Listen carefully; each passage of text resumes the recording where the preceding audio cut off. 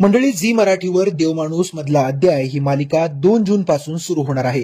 नुकतेच या मालिकेच्या काही भागांचं शूटिंग वाराणसीमध्ये पार पडलं आहे.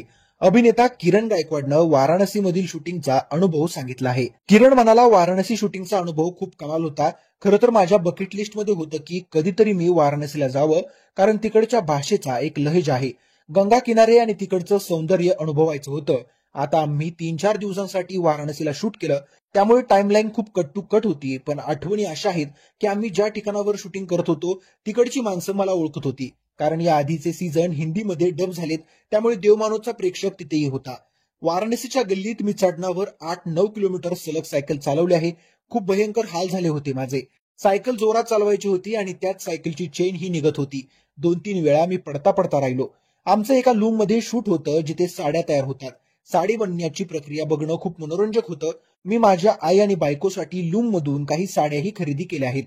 तर मंडळी, तुम्ही देवमाणूस मधला अध्याय ही मालिका पाहण्यासाठी उत्सुक आहात का? ते कमेंट करून नक्की कळवा. व्हिडिओ आवडल्यास लाईक करा.